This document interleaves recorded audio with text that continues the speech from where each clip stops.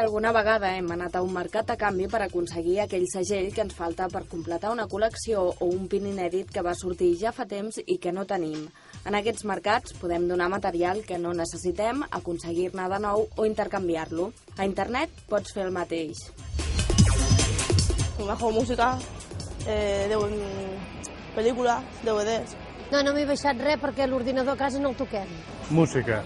Música, pel·lícules, de tot. Pues música i pel·lícules. Jo em baixo pel·lícules, cançons i jocs per l'ordinador. Sobretot, treballs i per l'escola i tal. A banda de navegar o de mirar el correu electrònic, internet també ofereix la possibilitat de compartir, pujar i descarregar arxius. Es pot fer de diferents maneres, una d'elles és l'FTP. Són les sigles del protocol de transferència de fitxers que permet enviar i rebre arxius entre diferents ordinadors. Aquest sistema va sorgir a finals dels anys 60 als Estats Units, lligat a l'aparició d'ARPANET, una xarxa d'ordinadors que servia per comunicar diferents organismes del país. Així, un grup d'investigadors va proposar una manera de transmetre arxius per internet basada en el correu electrònic. Apareixia, doncs, l'FTP. Existeixen molts servidors FTP a internet, als quals podem accedir-hi de manera anònima. Bàsicament és un programa que l'únic que necessites és la direcció i un codi d'usuari per accedir, però normalment hi ha usuaris anònims que tu fiques com a usuari Anonymous i com a password Anonymous i ja pots entrar dins i agafar tot el que n'hi ha. O alguns tenen interfície web que bàsicament al navegador pots accedir i baixar-te el que vulguis en un clic. Alguns dels programes més utilitzats actualment per transferir arxius des del nostre ordinador a un servidor són el FileZilla i el CAT FTP, tot i que n'hi ha d'altres. De FTP, bàsicament, uso un parell que n'hi ha, que són molt bons, que són els Retiris, que és un repositori d'arxius molt gran. Puc baixar distribucions de Linux d'allí mateix, i un que ja tinet, també l'he usat un parell de vegades. Amb els nous navegadors, però, ja no cal utilitzar aquests programes, sinó que en lloc d'escriure http:// que ens direcciona a una adreça web, escriurem ftp:// que ens adreça a un servidor d'arxius FTP. Ho podeu provar amb ftp:// ftp.inet.cat.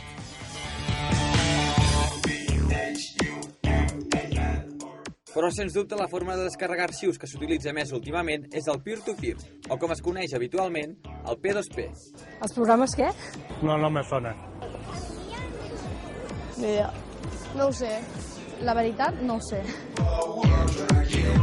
Utilitzant aquestes paraules potser no ens queda massa clar què és, però si diem que programes com el Napster, l'Emule o el Casa utilitzen aquest sistema, segurament ho entendrem millor. Són xarxes que, a diferència de l'FTP, no tenen clients ni servidors, sinó que els papers es van intercanviant de forma simultània.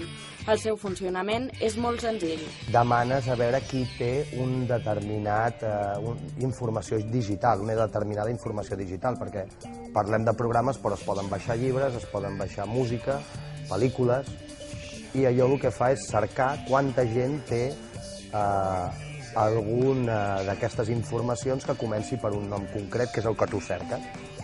Llavors veus tothom que té algun tipus d'informació que tu estàs cercant i la pots descarregar cap al teu ordinador. Hi ha diferents tipus de xarxes P2P.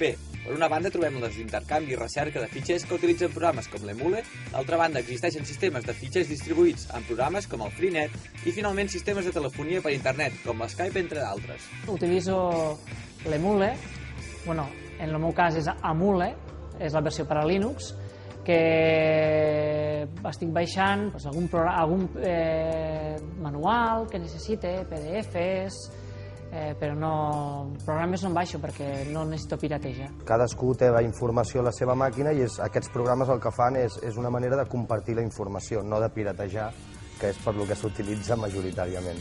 I és que la majoria d'arxius que es descarreguen són de música o vídeo, i les empreses discogràfiques i cinematogràfiques ja s'han manifestat en contra d'aquest sistema de transmissió d'arxius.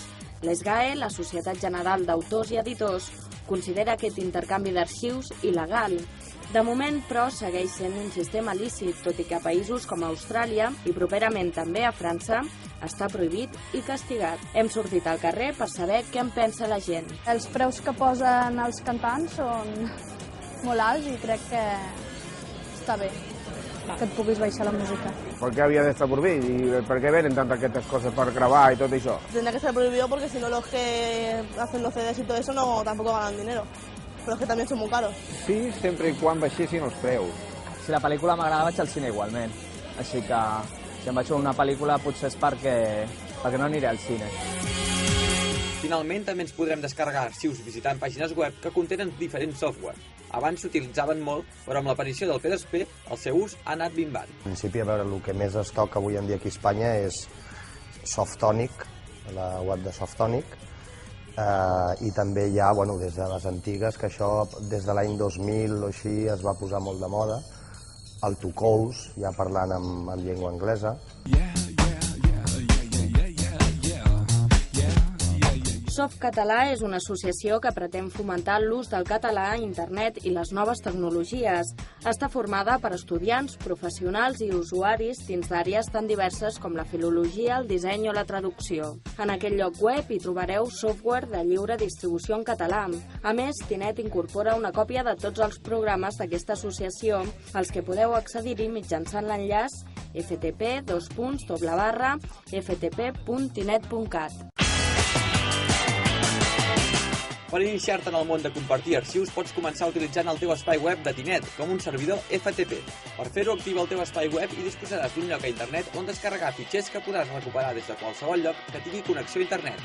Molt fàcil i molt pràctic.